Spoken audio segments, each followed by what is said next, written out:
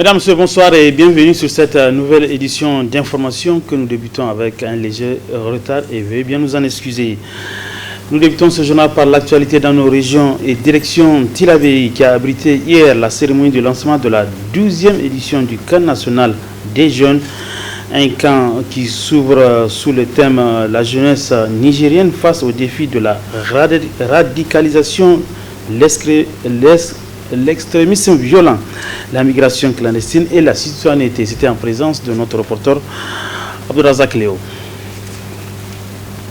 C'est avec un défilé digne de ce nom qu'a démarré cette 12e édition du camp national des jeunes à Tillabéri, sous le thème « La jeunesse nigérienne face aux défis de la radicalisation, l'extrémisme violent, la migration clandestine et la citoyenneté ». Nous avons mobilisé cette année plus de 400 jeunes bénévoles qui prendront part activement et de manière bénévole durant une semaine aux travaux de construction des différents édifices destinés à rendre Oket la capitale du fleuve, mais aussi mèneront de grandes séances de salubrité, de curage de caniveaux, de désherbage et de plantation d'arbres, de concert avec les autorités régionales et du comité Tillabéri Kandalo, dont le président est ici présent. Un camp qui a vu une forte mobilisation de la jeunesse nigérienne et au-delà africaine, avec 2 pays invités, notamment le Mali et le Burkina Faso.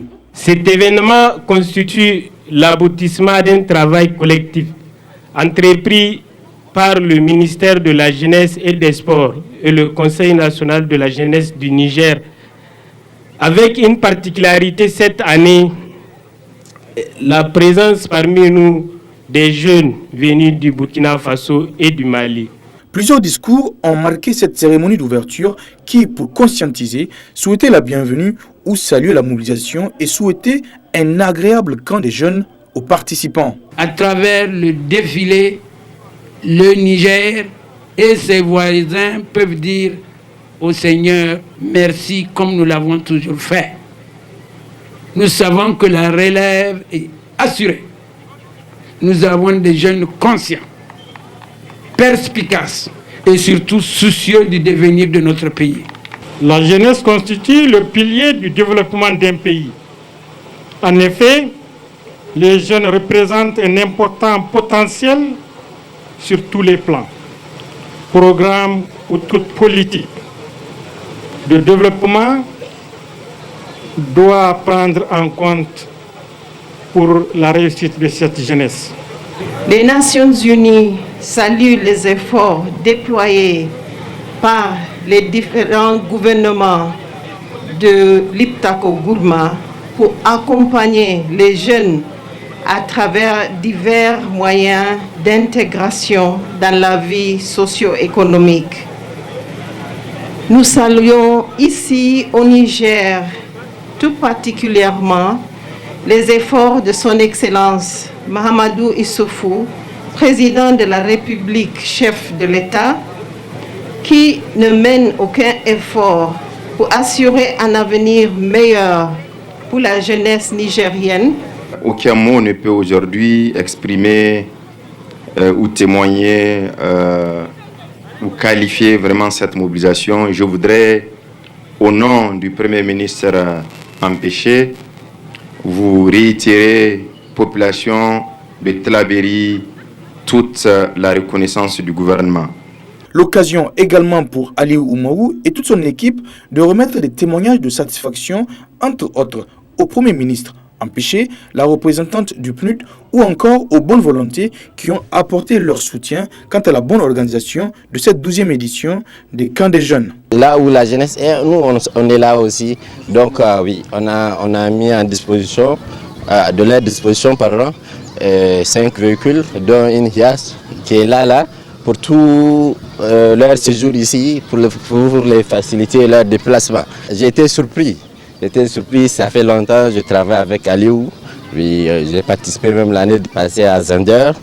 Ainsi, du 7 au 13 septembre 2019, la capitale du fleuve Tillabéri vibrera au rythme de plusieurs activités qui seront menées par ces jeunes campeurs très motivés et pleins de ressources. Retour à Niamey avec le début aujourd'hui du 6e conseil syndical ordinaire du SNEX. Le bilan et les perspectives de lutte sont les 2 points inscrits à l'ordre du jour de ce conseil syndical. À l'ordre du jour du 6e conseil syndical ordinaire du SNEX, le bilan et les perspectives de lutte syndicale menées par le Ben SNEX. Une obligation statutaire dont le principal axe consiste. Ici, le principal axe, c'est l'obligation qui est faite au Ben depuis le 10e congrès statutaire de tenir annuellement un conseil syndical pour faire le bilan des activités. Et si vous avez bonne souvenance, nous avons tenu un conseil syndical extraordinaire à Maradi où des décisions fortes ont été prises, parmi lesquelles et à l'exigence de la poursuite du processus électoral à l'université d'Andekrankloudou de Maradi. Cette question reste entière.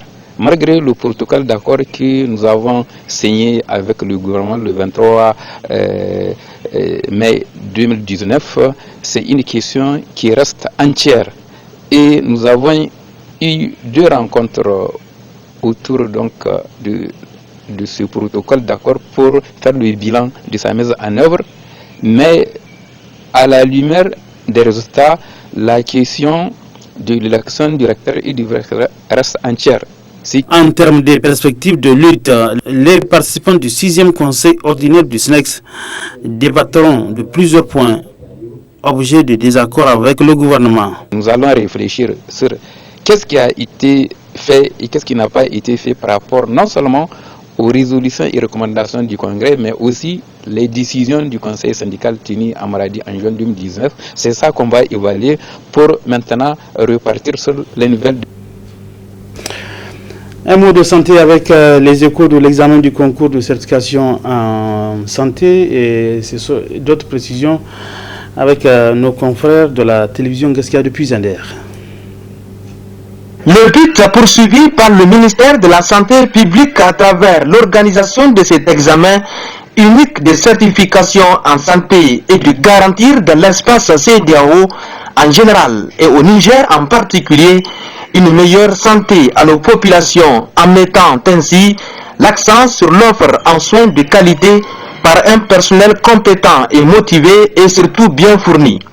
À notre arrivée ce matin à l'école normale Askia Mohamed de Zender, le centre retenu à cet effet pour cet examen unique de certification en santé, tout se déroule normalement. La sécurité est assurée par les agents. Les surveillants étaient là sur place. À 7h15, ils ont commencé l'appel dans toutes les salles. Et à 8h00, le gouverneur a procédé au lancement des épreuves théoriques pour l'examen unique de certification. Présentement, vous-même, vous avez constaté, beaucoup d'étudiants et élèves sont déjà sortis. Tout se déroulait très bien. Jusque-là, on n'a noté aucune incidence majeure, sauf que dans quelques salles, il y a quelques absents. En tout et pour tout, nous avons 776 candidats, dont 520 agents de santé de base, 164 niveaux licence, c'est-à-dire il y a LCO infirmier, c'est-à-dire licence en soins infirmiers et obstétricaux, filière infirmière et licence en soins infirmiers et obstétricaux, filière sage-femme. Cet examen est organisé chaque année pour toutes les écoles publiques et privées de formation en santé au Niger. Après cette première phase écrite, les candidats passeront ensuite les épreuves pratiques du 9 au 18 septembre prochain. C'est la partie purement théorique, c'est une journée. Oui, la partie pratique va suivre prochainement. Mais nous, on n'est pas impliqués, nous, c'est la partie théorique qui nous intéresse. Les cellulaires sont strictement interdits. Les surveillants ont été instruits et jusqu'à l'heure où je vous parle, on n'a pas eu de cas. Donc les instructions ont été respectées à la règle. Pour la région de Zender, il n'y a pas eu de problème. Je souhaite que ces candidats-là aient des résultats les meilleurs et que je leur souhaite aussi bonne chance pour les épreuves pratiques qui vont suivre. Ils sont au total plus de 700 candidats au centre de Zender à suivre cette épreuve écrite dans les filières suivantes: agents de santé de base, soins infirmiers, soins obstétricaux, biologie médicale, santé environnementale et technicien de développement social. Malgré cette disponibilité d'établissements de formation, nous restons encore confrontés à une insuffisance qualitative des professionnels de la santé. C'est pour remédier à cette insuffisance que la réforme de l'examen de certification a été entreprise et mise en œuvre. Du sport dans ce journal, après la médaille d'or décrochée lors des Jeux africains tenus récemment à Rabat, notre champion Abdelrazak Issoufou Alfaga se prépare à présent pour la qualification pour les Jeux Olympiques Tokyo 2020. D'autres éléments, d'autres précisions dans ce sujet. Le taekwondoïne Abdelrazak Issoufou Alfaga a encore frappé aux Jeux africains tenus récemment à Rabat au Maroc. En remportant la médaille d'or grâce à Alfaga, la Nigérienne a retenti encore dans le quota international du taekwondo. Quelques jours après son exploit, Alfaga a dédié sa victoire au peuple nigérien et au président de la République, Issoufou Mahamadou. Avant d'aller à cette compétition, j'avais une blessure grave. Si tu te rappelles, l'année passée, je me suis fait repérer. Toute l'année, je n'ai pas pu combattre. J'ai repris la compétition cette année en février. Et je me suis reblessé encore en avril. Je n'ai pas pu participer au championnat du monde. Donc, pour moi, cette année, j'ai eu deux objectifs. C'est les Jeux africains et ma qualification pour les Jeux olympiques. Donc, c'est pour cela que je me suis focalisé sur les Jeux africains, parce que ça fait partie de mes objectifs d'être plusieurs médailles. Je me rappelle en 2015, j'ai eu la médaille d'or.